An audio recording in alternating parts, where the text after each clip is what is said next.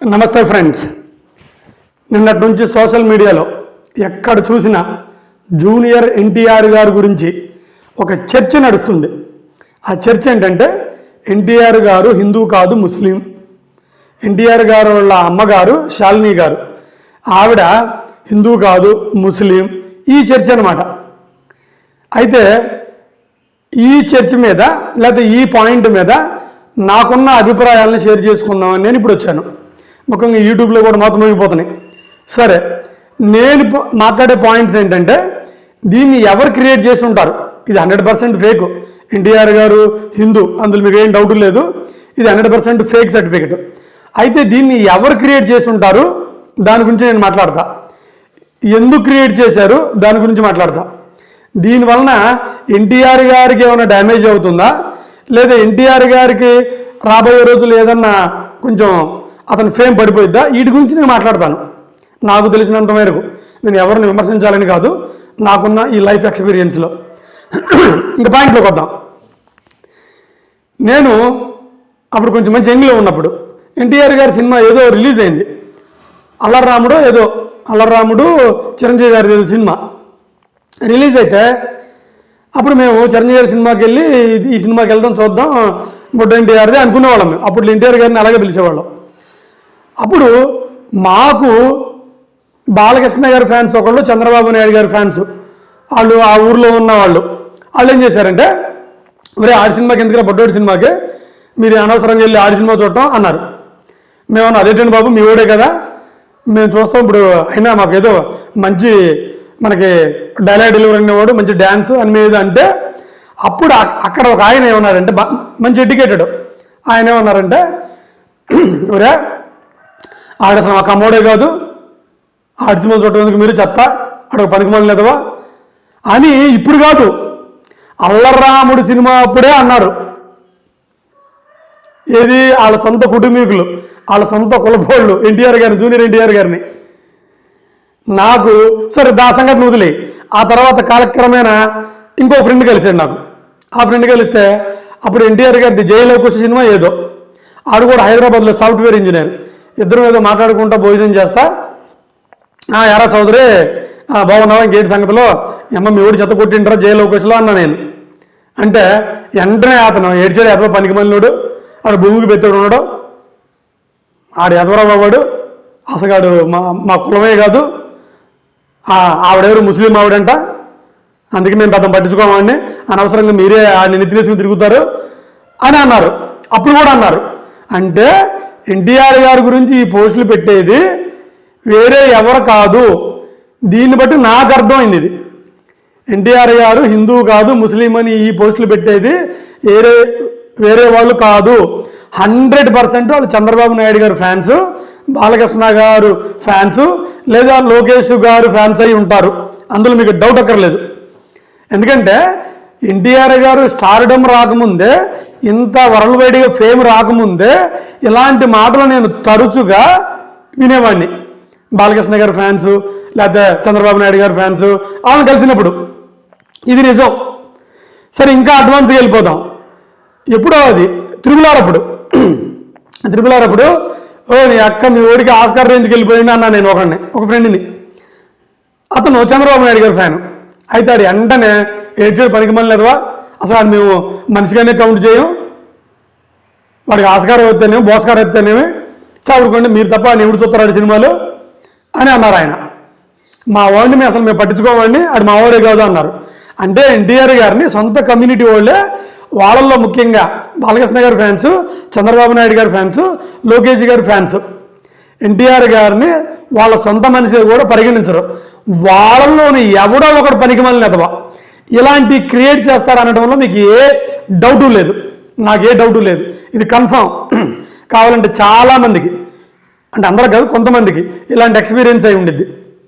So ఇప్పుడు వాళ్ళే మీరు అనుకోవచ్చు, సార్ మరి వాళ్ళు ఎందుకు ఇలా అంటాం, వాళ్ళు కొలపోడే కదా, మరి ఎన్టీఆర్ గారి గురించి ఇలా తప్పుడుగా ప్రచారం చేయడం వల్ల వాళ్ళకి ఉపయోగం ఏంటి? దానికి ఉపయోగం ఉంది. అది కూడా నాకు ఆడే ఆన్సర్ చెప్పాడు మా ఫ్రెండ్.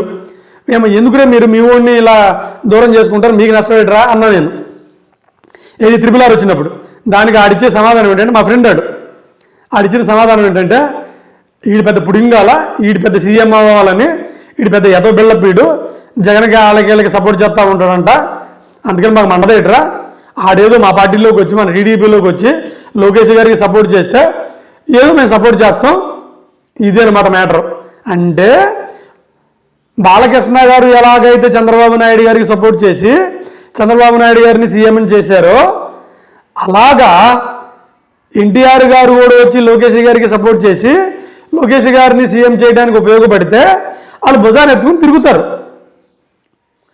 ఇప్పుడు మరి ఎన్టీఆర్ గారు అలా చేయట్లేదు కదా, అతను సపరేట్గా ఏదో ఉంటున్నారు కదా, ఎన్టీఆర్ మామగారు వైఎస్సీపీకి సపోర్ట్ కదా, అది పాయింట్.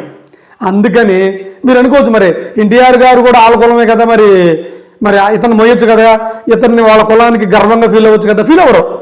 ఎందుకంటే ఎన్టీఆర్ గారు వాళ్ళ అమ్మ బ్రాహ్మణ్, ఆవిడ కర్ణాటక వైష్ణవ బ్రాహ్మణ్స్ వాళ్ళు, ఆమె భరతనాట్యంలో ఒక ఎక్స్పర్ట్. అందుకే నందమూరి గారి హరికృష్ణ గారి ఇంటికి వచ్చి డాన్స్ నేర్పిస్తున్నప్పుడు హరికృష్ణ గారు ఆమె లవ్ చేసి పెళ్లి చేసుకున్నారు. ఇక్కడ వేరే బ్రీడ్ వచ్చింది కదా, అది ఎన్టీఆర్ గారి కమ్యూనిటీలో కొంతమందికి నచ్చదు. ఇది నా ఆర్గ్యుమెంట్, ఇది నేను ఇది నాతో వాళ్ళు చెప్పిన మాటలు ఇవన్నీ. ఓకేనా?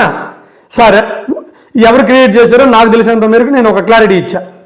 ఎందుకు క్రియేట్ చేశారో కూడా నేను క్లారిటీ ఇచ్చా. ఎందుకంటే ఎన్టీఆర్ గారిని డిఫేమ్ చేసి పడేస్తే ఇంకా వాళ్ళకి లోకేష్ గారు సీఎం అవ్వడానికి ఈయన అడ్డురాడని. ఓకే, సూపర్, మంచిదే.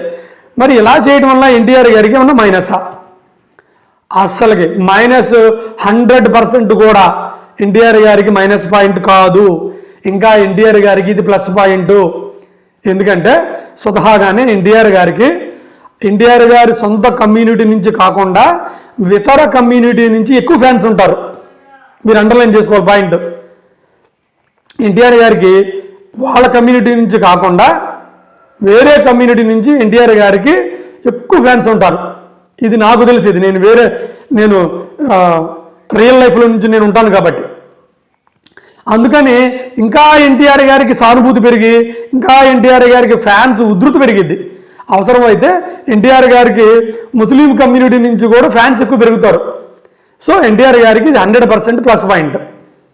ఓకే, మళ్ళీ మీరు అడగచ్చు, సార్ ఇదంతా కాదు, ఇంత ఎన్టీఆర్ గారు ముస్లిమా లేకపోతే హిందూ అని.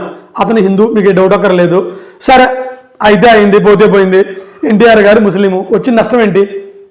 మన భారతదేశాన్ని కాపాడుతున్న 3 దళాల్లో ఒక దళానికి సంబంధించిన ఆవిడ ముస్లిము, మనకు వచ్చిన నష్టం ఏంటి? ఖాన్ ఆవిడ. ఇది ఇప్పుడు జరుగుతున్న యుద్ధంలో మన దేశం తరపున పోరాడుతున్న మనకి 3 దళాలు ఉంటాయి, ఎయిర్ ఫోర్స్, నేవీ, బోర్డర్. ఆళ్ళల్లో ఒక ఆవిడ హెడ్ ముస్లిం, మనకు వచ్చిన నష్టం ఏంటి? అబ్దుల్ కలాం గారు ముస్లిం, మనకు వచ్చిన నష్టం ఏంటి? వాళ్ళందరూ కూడా మన ఇండియన్సే. లేదు, మటన్ కొట్టే మస్తాన్ గారు ముస్లిం, మనకు వచ్చే నష్టం ఏంటి? లేదు, సెంటెమ్మే అలీబాబాయ్ గారు ముస్లిం, మనకు వచ్చే నష్టం ఏంటి? We are all Indians. ఆ మాటకు వస్తే మనందరం మనుషులు. ఎన్టీఆర్ గారు గొప్ప నటుడు, గొప్ప డాన్సర్, గొప్ప డైలాగ్ డెలివరీ ఉన్న వ్యక్తి. అతని హిందువునో, ముస్లిమనో, కమ్మనో, బీసీనో, ఎస్సీనో, ఓసీనో అతన్ని ఎవరో చూడరు. అతని టాలెంట్కి ఫిదా అవుతారు ఎవరైనా. సో ఇప్పుడు ఎన్టీఆర్ గారికి వచ్చే నష్టం ఏమీ లేదు.